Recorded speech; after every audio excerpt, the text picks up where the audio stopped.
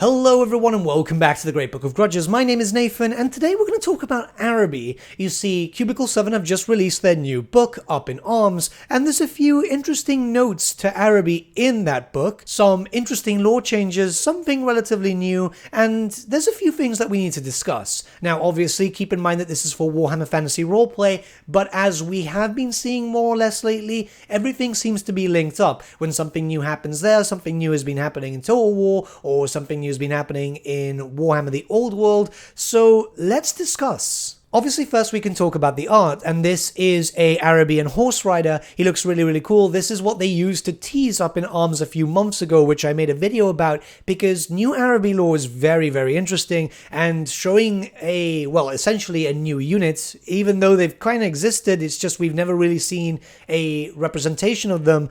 This is just very cool. We had them in War Master as miniatures, but never as artwork, so there's a few things to discuss regarding story and so on, and this is going to go through a lot of tidbits. Keep in mind that Araby does not get mentioned that much in this book. It's mostly focusing around Talia, but there's a few things. So first let's go into a minor mention here. Countless orders formed during the Crusades when knights from the Empire and Bretonnia flocked to fight in Estalia and later Araby. Brotherhoods of knights came together on campaign and returned to the Empire to establish new orders. The most celebrated example is the Knights Panther, but the Order of the Golden Lion and the Knights of the Blazing Sun were also born from this wide-ranging conflict. So this isn't new at all. In fact, the Crusades are a pivotal point in Warhammer Fantasy lore. However, a lot of people were thinking, oh, we're never going to get Araby, or they're just going to remove them from the lore entirely. But the Crusades themselves still stand, and it later gets a little bit more information, which is rather interesting. This is why I think that Araby is eventually going to get worked upon,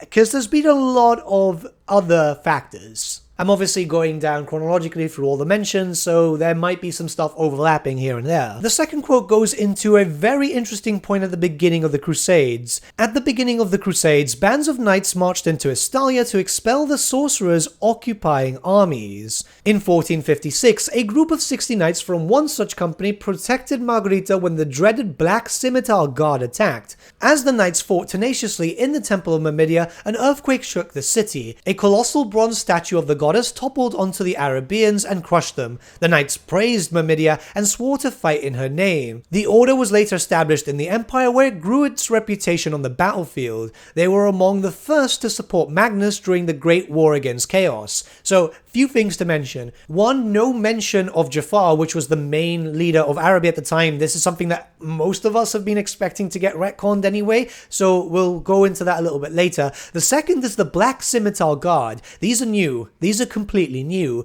and my theory is that if these eventually get created as a proper playable faction, either in Old World or Total War Warhammer 3, then this is likely to be like the Arabian equivalent to the Tsar Guard. You know, a very heavily armored unit, very powerful in melee combat and type of stuff. They're putting a heavy emphasis on Myrmidia here and so on, which kind of makes sense because Myrmidia is centered around in this book a lot. We'll have a video on that in the future. But this is very exciting because of the Black Scimitar Guard. I wonder what they're going to look like in terms of armor and so on. I'm imagining like black metal armor with some gold type of coloring.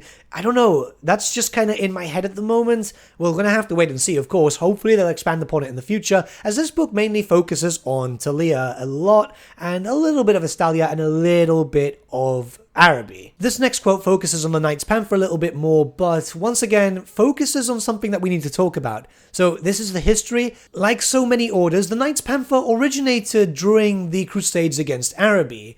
A grand army of knights from Bretonnia and the Empire battled the Sultan, culminating in the Battle of Al-Haik in the Imperial calendar 1451. During the campaign, a brotherhood of knights looted the Sultan's palace and pleasure gardens for gold, jewels, and exotic animals. On their return to the Empire, this band became the Knights Panther, named for the beautiful giant cats they had taken from Al-Haik. During the following 1,000 years, the order grew in size and power. They took to the field in every major conflict that threatened the Empire, from the Vampire Wars to the incursions of Chaos, and every greenskin war that crossed the mountains. Okay, so once again, Panthers, still a thing in lore. This is very good, because you know, you're kind of expecting some monstrous units if these ever become a thing. I'm not outright saying that they are, but this just kind of sounds like they're kind of keeping stuff established. But again, this is something really interesting. Battle of the Sultan, no name for said Sultan. That's been retconned. This is probably because they're thinking up of a new character to take over. Someone when they eventually focus on Araby. So this will be pretty interesting. As Jafar, yeah, he had cool lore, but the name was kind of silly. They probably just want to kind of branch out and try something else.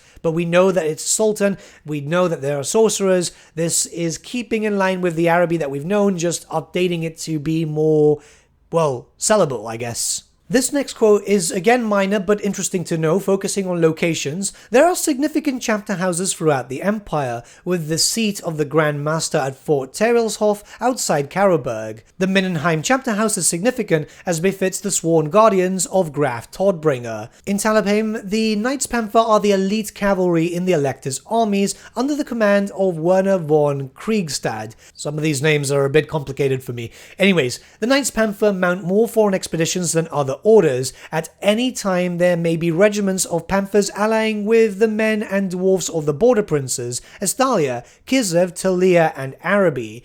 So this is kind of important because Araby is more standing here. They've got forces, they've got units, we just don't know exactly how it's working. In most lore, Araby had been completely destroyed and it was just some various different trader nations, just like city-states, and even then they weren't so active, but here we know that they are active in battle. Another quote here is quite interesting. Lucchini hires Santosan ships to protect their commerce and coast from Arabian corsairs, while Marienburg reportedly pays them to harry the shipping of Margarita and Bilbali. Though Santosa seems anarchic, one firm rule holds true: never attack ships guarded by other Santosan captains. That is bad for business. The last to break it, the Bretonnian captain One-Eye Guillemane, was eventually captured by his fellow captains. He is now known as Blind Will. So, two things. First, we know that Arabians do have a lot of piracy going now, which is kind of what we expected because obviously the whole Dreadfleet thing and so on. But yes, there is an Arabian navy. The other thing is Santosa is getting a few things in law changes here, and we will talk about them, though they are relatively minor. It's interesting that we're seeing a lot of this stuff because eventually I feel like they're going to do something focused around the Dogs of War, especially since Games Workshop themselves have been kind of hinting that Dogs of War are going to make a return. This next quote focuses more on the rosters within the Dogs of War, but there's some interesting stuff here. A life of constant raiding and defending against raids, whether from humans, goblins or beastmen, has bred mounted warriors who hit their target fast, cause as much confusion and panic as possible, and ride away before the enemy can react. Light horsemen from the desert lands of Araby perform much like the Talian Stradotiae.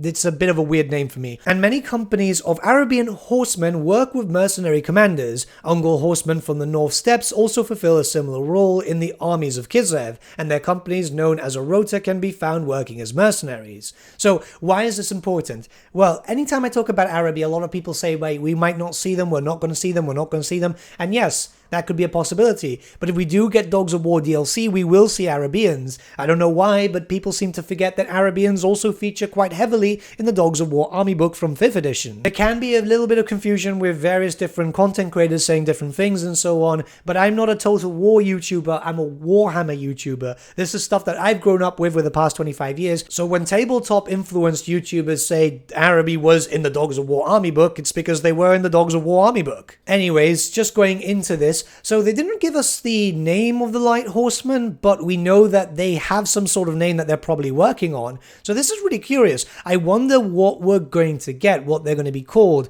I mean, Desert Riders sounds cool enough, but I'm expecting something, you know, just out there. We've already getting that here with Talia, which it seems to be focusing more of a Roman feel, which we all kind of expected. So there's a lot to talk about in this book. There's going to be multiple videos, don't you worry. There's a timeline page, and I'm not going to go throughout the whole timeline. I'm just going to go through the important parts here. We have the year 1210 of the Imperial calendar. Santosa is invaded by corsairs from the coast of Araby. The corsairs remain a menace in the Talian Sea for the next 250 years. It makes them very active. This is more or less that we know in old lore where Araby was quite strong. Obviously this is due to Sultan Jafar's meddling and so on, but it looks like he's no longer here, so I wonder what they're going to change. Maybe they were just building themselves up to be able to do as much damage as possible.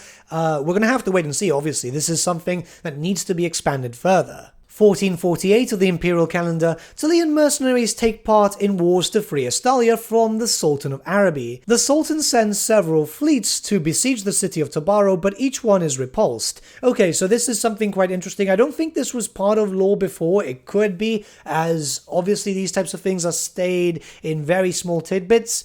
But again, Sultan, not named Sultan. It's very, very interesting how this is happening a lot. Several fleets is also quite an interesting note, as it looks like Araby did have a lot of naval supremacy, and hopefully this does translate in the future, you never know. 1501 of the Imperial Calendar, Santosa is recaptured from Corsairs of Araby by the mercenary army of Luciano Catena, Prince of Lucini. Surviving Corsairs are allowed to stay and serve Luciano as mercenaries in his fleet. The island becomes a Principality of Lucini and home of their fleet. Again, we know that Araby has been quite aggressive at this time. What's very interesting is I don't think Santosa fell in the original lore, or was captured, better yet said. So this is kind of adding to more context. It's interesting. Obviously, we know that Santosa at this point in the timeline is a free state because that's other wars that happened, and we'll talk about that in the future. But it's still very interesting. This next quote is rather interesting too. It was not until the Crusades of 1448 Imperial Calendar that the cult of Myrmidia rose again in prominence within the Empire. Hundreds of Imperial knights rallied to the call of King Louis the Righteous of Bretonia to free Estalia from the clutches of the Arabian Sultan.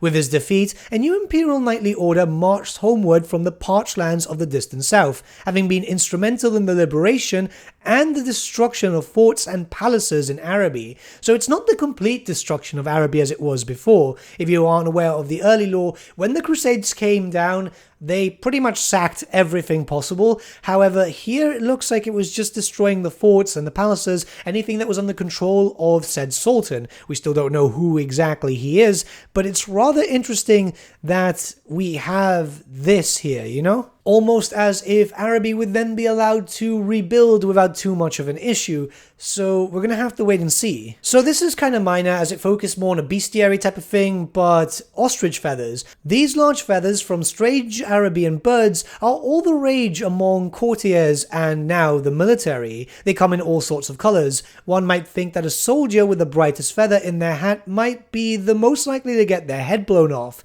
but soldiers treat this as a test of courage. Some traders try to pass off the feathers of any common garden bird as genuine ostrich. So this might not be exciting for Total War players, but it is for lore fans, as now we know ostriches are there and it's just adding further fluff, which I think is rather important. I myself was quite excited when I read this. And lastly, the Scimitar. Popular in the east of the Empire, Kislev and Araby, the Scimitar has a curved blade which can inflict terrible cutting wounds. Its design does compromise the wielder's ability to lunge and thrust, meaning that even though scimitars are similar length to strafe swords, they have a shorter reach. Now, we know that this was in lore, it's just something that people got worried about because I had some genuine comments on some videos saying, oh, we're not going to get Araby because scimitars now feature in Kislev. Yeah, this is just again to say, you know, people can use the same weapon, right? So this was rather exciting as a lot of stuff was staying the same in terms of timelines and so on. Some stuff has changed, some new stuff has been introduced.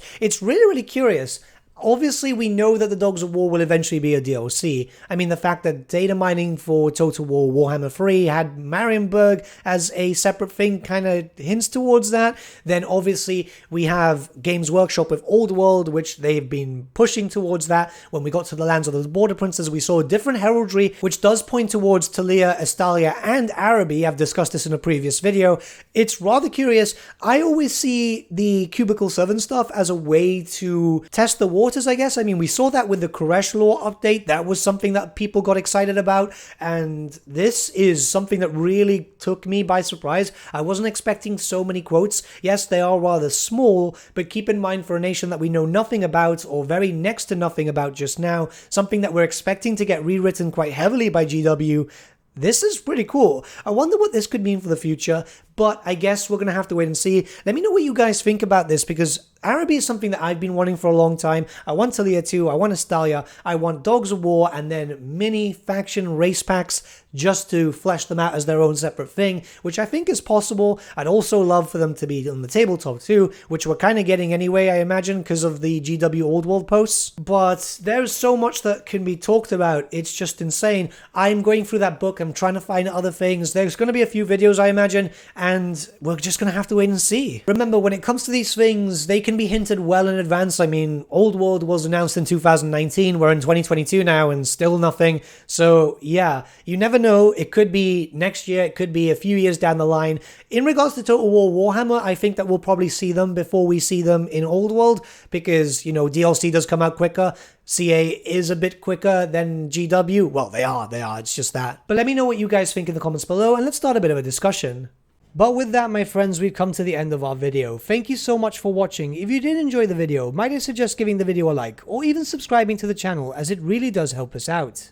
In the description section below are various links to different social media platforms such as Facebook, Instagram, and Discord. Also in the description section is an affiliate link with Element Games where you could buy loads of hobby-based products, not just Warhammer, for 10 to 25% off. Making a purchase using that link and also our special code, which is also in the description, supports the channel at no extra cost to you, which we think is rather cool. A big thank you to our patrons. Your support means the world to us. It's amazing that people want to help a small channel like us grow and get to a higher level of content. A big thank you to Gibraltar LUSC, Ryan Bertsche, Andrew Prince, and Okro for subscribing to us at our Fane level. You guys are super cool. And a big thank you to Edward Yule, VS Vasan, Aaron Whitman, and Shaggy for subscribing to us at our King level. Honestly, we can't thank you all enough. And lastly, a big thank you to all of you for liking, sharing, and commenting on these videos. Honestly, it's because of you guys that the channel's been growing at such a great pace lately, so we can't thank you all enough. But with that, my friends, thank you so much for watching once again, and we shall see you all again very, very soon.